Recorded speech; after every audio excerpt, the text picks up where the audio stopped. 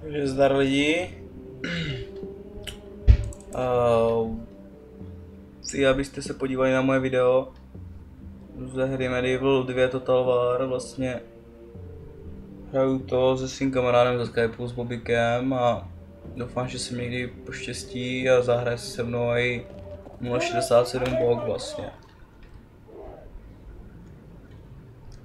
Takže podíváme se na moji armádu. Za Svatou říši římskou jsem nikdy nehrál a vlastně zvolil jsem ji jen proto, abych zjistil, jak na tom jsou. Když jsem začal mise, teda kampaň za ně hrát, a strašně se mi líbí tady ti obrněnci s dvojitýma mečema, s two-hand mečema, jako s oboučnýma mečama. No, takže mrkneme se na moji armádu. Já tady mám dvě jednotky Pavis Crossbowmen, opravdu silný. A dokážou, dívejte, máte štíty hlavně a misile 14 útok. Takže jako dokážete představit, že vydrží a že i něco zabijou. Pak mám dvě jednotky Armored Sergeants, jen na zamíchání souboje s kavalerií a tak. Když nepřišlo tak velké ztráty. Mám dvě jednotky Forlorn Hope, jich po 30, takže vypadají, že budou jako nějací dobří. Hlavně mají two hand meče a mají obrovský charge 6, což je na pěchotu strašně obrovský. A vemte si, ztrácí jenom 2 body na jízdu, které nejlepší jízdy mají 8. Takže jako tíhle budou mrtě krutý. Pak mám 4x Feudal Knights, klasika, těžkou odění rytíři a 2x mám Dismounted Gothic Knights. To jsou taky s two-handkou, stejný charge jak ti předtím, 6, ale 60. Uvidím, jsou na ně zvědavej, jak si poradijou. Takže už to zpomalíme. Tak tady mám 2x Raiders, kteří se opravdu jsou opravdu dobře se využil, si myslím, a úplně parádní jednotka prostě. Však sami uvidíte. Tady co Bobby, teda spojám se na jeho armádu, stopnem to. On má raz, dva a tam třetí Sipahis, to jsou lučišníci na koních. Na ty už mám nervy jenom od pohledu. Pak má dvě jednotky Janissary Archers, který jsou nic moc, si myslím, že jo. 2x Saracen Militia, to jsou spearmeni klasičtí, taky asi pro zamíchání, kavalery souboje. Pak má 4x Nafatuns, na který se musím zaměřit s lukostřelbou, protože ti by nadělali paseku. A raz, dva, tři, čtyři těžké jízdy s generálem. Kuapulu. No a ve hře, s čím jsem počítal, protože vím, že by si nešel bitvy bez žádné pěchoty řádné, tak má tady schovaný ty šulínky, nevím jak se jmenujou, ale ti se dokážou schovat všude, jich 30. Tak ale zpátky k souboji. Tady na mě poslal lučišníky na koních a tam ještě na mě dobíhají. A jelikož jsem řekl, že je nesnáším a vím, že mám rozhodně lepší těžkou jízdu, tak jsem usoudil, že radši obětuju dvě těžké jízdy, aby si tady honili s těma šulinama, než aby mě tam ustřelovali vlastně celou bitvu. Takže tady snažím se chytit. Je to dost složité, protože je to lehká jízda, si myslím teda, určitě lehká jízda.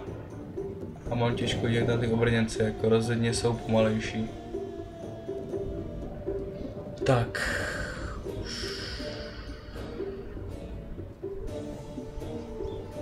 střílím už s kušníkama. O, nevím, koho zaměřuju. Tady padá. Prostě nějak do placu střílím, no. Protože Snakea sledovali, jo. Tady jsem chytl ty lučišníky, což bylo úplně výborné. Protože už zbydu jenom 2, tady ta těžká jízda si s těma krásně poradí. Dívejte prostě, jakou mají dál, to je hrozný. Takže tady jsem skřípnul, teď se budu pokoušet skřípnout i tam ty 2 poslední, jenomže se mi to nepodaří. A s těmahle rejtrama, jelikož ty jejich náboje, ty jejich střely jsou dobré proti armoru, bylo to tam napsané, tak jsem je hodlal vyzkoušet a poslal jsem je na těžkou jízdu. Tam mě nejvíc trápí, protože je to těžká jízda, je drahá, myslím zrovna ve videu 0,67 bu, když tady tyhle měl, takže se nějak moc neosvědčili, ale pořád mají na sobě strašně moc železa, takže se mi to nelíbí. Tak dívejte, tady už jsem začal střílet. A dívejte, jak to padá.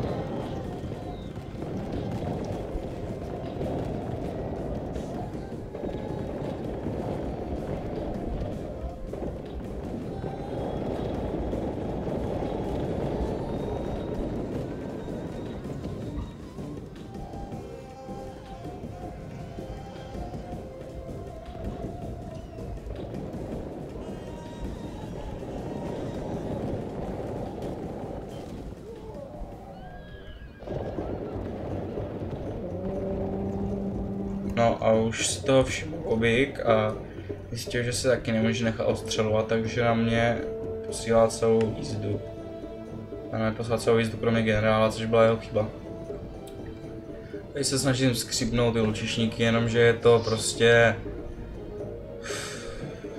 Je to takový manévrovací souboj, na který není čas v bitvě, když ovládáte zbytek armády. A musíte se motat třeba na 2 části, jako já nejsou Aziat, abych to zvládal. Takže se mi tam nechal jenom probíhávat.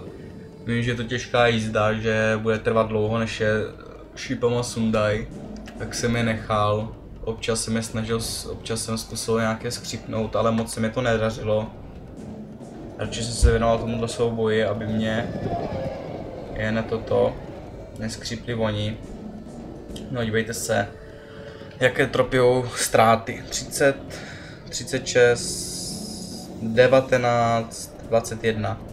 Má už skoro polovinu těžké jízdy, už máme tvé. A mě jich umřelo kolik? 15 dohromady. Teď opakuji, tohle byla Bobíkova chyba. Stáhl na mě celou jízdu. Já to po chvíli využiju a celou svojí jízdou vyjedu a jeho pěchotu. Tady už jsem určitě jo. Tady už jsem odstřeloval ty na Fatuny a on se toho všiml, tak je stáhl, jenomže já s těma svýma kušníkama jsem jim vypl skirmish mod, aby neutíkali před blížícím se nepřítelem, ale aby zůstali naopak a přiblížili se co nejvíc a mohl jsem střílet po Nafatunech znova. Řeti tropijou strašnou neplechu v houfu.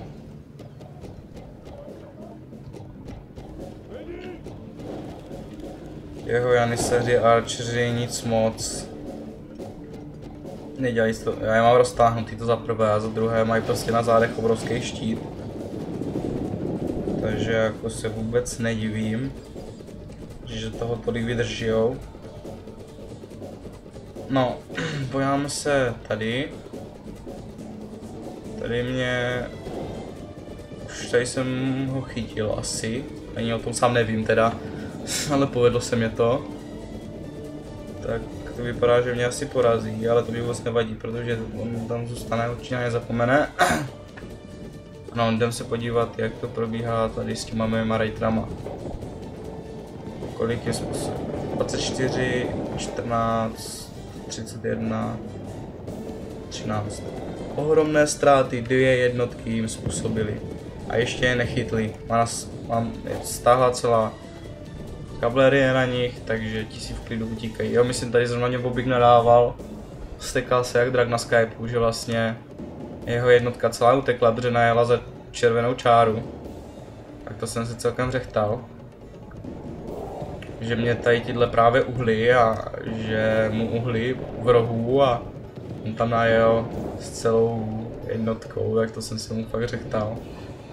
No, jak už jsem říkal, tady toho využívám, že je stáhla celá jízda na těch 2 jednotkách, tak už se tady se skupují.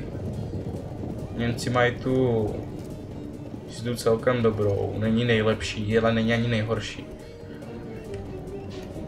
Takže ona nepoužívá spearmany, což je dobrý nápad, ale jsou prostě, ta pěchota je pomalá, takže se jim dá ujet. A já mu tady najíždím do generála. Toho musím co nejrychleji zničit. Dívejte na Fatum, zahazil. Musím radši je tam do nich vyjdu jízdou, než do té jeho jízdy. To chvilku ožilím, protože ti na Fatum fakt by dokázali a i tak silnou jednotku s takovou velkou morálkou by dokázali rozprášit pár hodama těch jejich granátů. No, dal jsem si do pohybu s těžkou jízdou, teda s těžkou pěchotou, protože už více děje tady a nemá čas určitě sledovat toto prostředek a pěchotu, takže proto jsem s tou vyjel. No a dívejte, tady vyhrávám na celé čáře prostě 11, 10, 12, já mám 20, 28, 18, 29. Tady prostě tohle nemůžu prohrát. Tohleto. Na Fatum se budou snažit házet, jenomže Bobik jim nevypl bohužel skirmish mod. Víte, to je hrozný, jak jsou silní, ale on jim nevypl ten skirmish mod, takže jsem na ně hnedka zaútočil s jednou jednotkou a už jenom budou utíkat. A utečou dozadu. Utečou. No, já to tady zrychlím. Posílá na mě další seržanty, teda ty oštěpaře. Je to dobrý tah, ale měli už tam být dřív, si myslím. Sami o sobě nic nedokážou, ale v tuhle chvíli myslím si, že já jsem prohrál nad těma, protože jsem na ně zapomněl.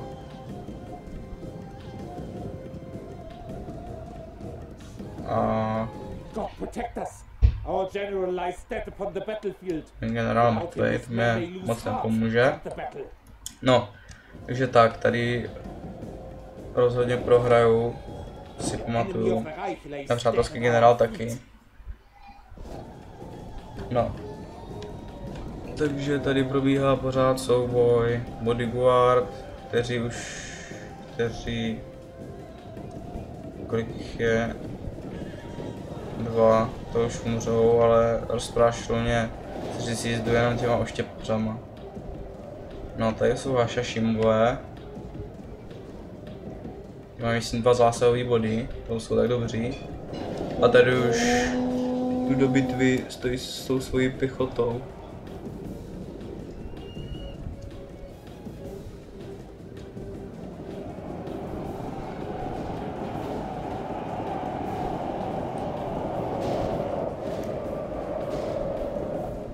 No, z té jízdy mě zbyly opravdu malinké kousky. Tady nic, tady už jsem prohrál, ale zbyly mě 2 kousky jízdy. Tam jsou ti, co střílijou, ti raidři, ale ti už teďka víceméně nejsou využitelní, jelikož má zbytek jeho prostě armády je lehká, že to už nemá cenu vůbec používat, jelikož tady proběhl chain route na celé jeho linii a všichni utíkají, takže hra je vyhraná. se dívejte na procentuální zabití a můžete posoudit sami 44% a 85%. Osobně si myslím, že Bobik, jeho největší chyba byla, že stáhl celou jeho jízdu, stáhl na ty moje 2 rejtry. To za prvé, a za druhé, že ty jízdní lučišníky poslal na těžkou pěchotu a neposlal na ty rejtry. Protože za prvé mají větší range, pořád by jim ujížděli, abych si nic neudělal. Takže mě mohl úplně v klidu zabít. No ale se podíváme, do kolik koho zabil.